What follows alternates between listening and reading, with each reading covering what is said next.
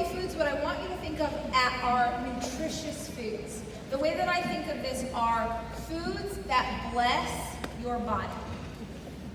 I aim to eat foods that bless my body, that make me feel good. For me personally, that looks like a diet that is mostly whole foods, meaning I eat foods the way they came. I eat protein, I eat meat as meat. I don't eat it as meatloaf, right? The meatloaf's delicious.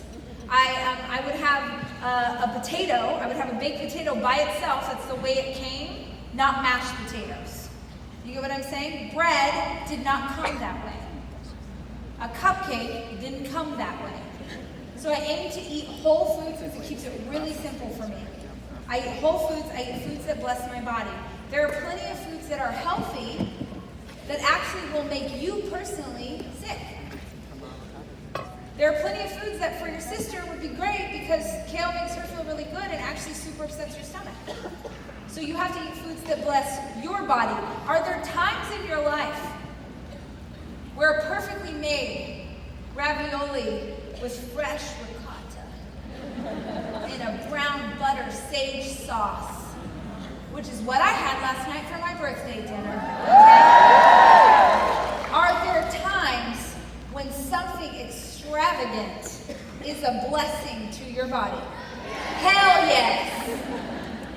But it's about being conscious of what you're taking in, right? Do research on healthy foods that you like. Try stuff out. Salmon's disgusting. Eat it anyway. I know. I get in a fight with people all the time about salmon. They get very worked up on that disgusting fish. I eat it. 2, I actually eat things that are healthy for me and that I enjoy. Who struggles with this? This is about creating a bomb habit. This is about you doing cue, action, reward for what you eat. And the best advice that I have for you is to eat the stupid salad. Eat it! I know you don't want to eat it. I don't care.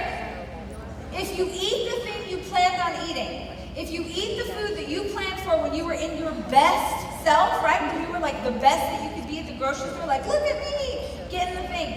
If you ate it, then you wouldn't be hungry. And if you're not hungry, then you are less likely to decide that an entire bag of Ruffles and some dip in a can is the right choice. I'm not saying that you wouldn't still have some things to indulge in, but at least you put things into you. My thing is like, oh my gosh, have a cupcake. But just first have some greens. So you ate something today that was good for your body, that made you feel good, that helped move things around in there, right? You know what I'm talking about. Eat the cupcake, just eat the stupid salad first. Next, who struggles with knowing what to eat in advance of being hungry? Like you know what you were going to eat. Friends, you gotta plan. You have to plan what you are going to eat, and I know that it's not sexy and fun. What I eat when I come to do this is mapped out like a presidential campaign. The detail in what I'm going to eat so that I have enough energy to be able to sustain and do this all day, it is crazy. I approach doing this like an athlete. That I got a trainer here stretching me out, working out at 5 a.m. I'm doing all the things. I'm drinking all the water. I'm taking in the electrolytes. We plan everything to be able to operate at this level.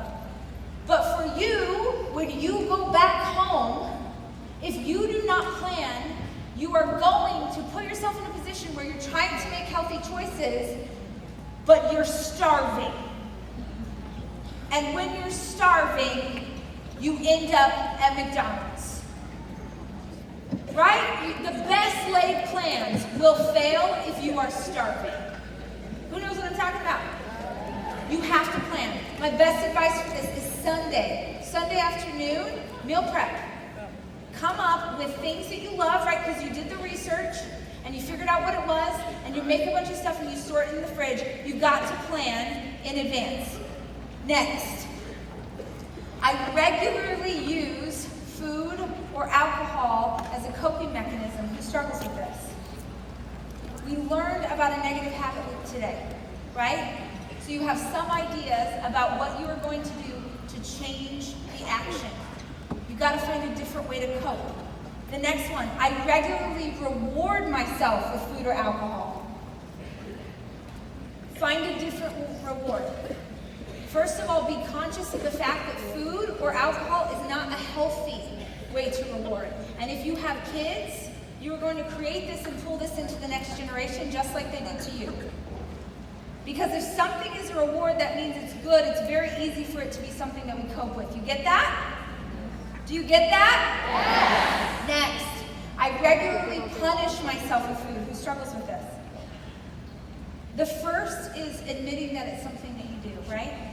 And we talked about this idea of what is triggering you, and that will help so much. Lastly, I have an all or nothing approach to nutrition. Who does it? Most of us. This idea that if we fail one time, that it means that we're done and we should just give up and not try anymore. Or you think, I'm already here, I already had that, so I may as well treat myself with literally everything else. Yeah?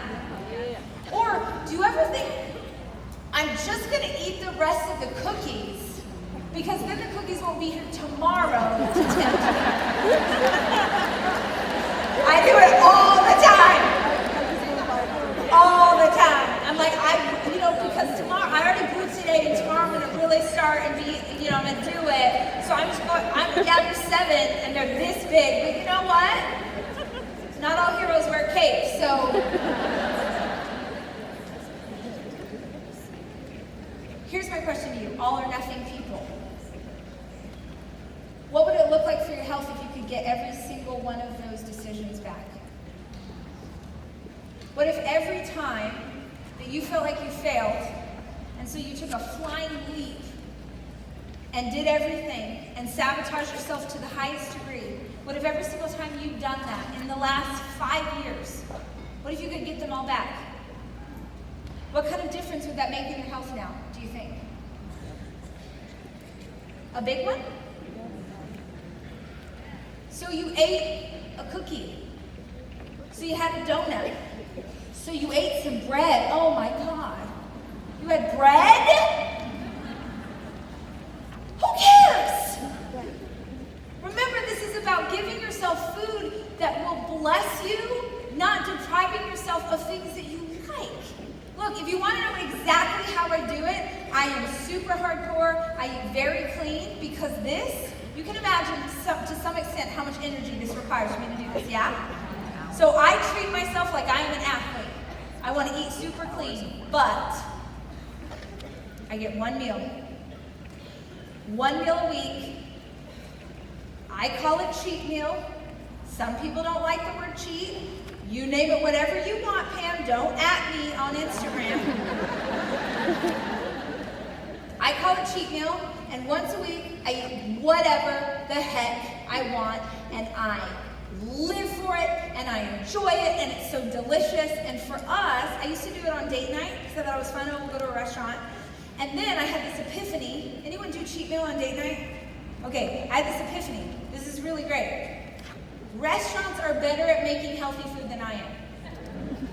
So on date night, I eat the healthy food prepared by a chef. And then Saturday supper, which is the one big meal we do as a family where I cook, I'll cook all afternoon, that's my cheat meal.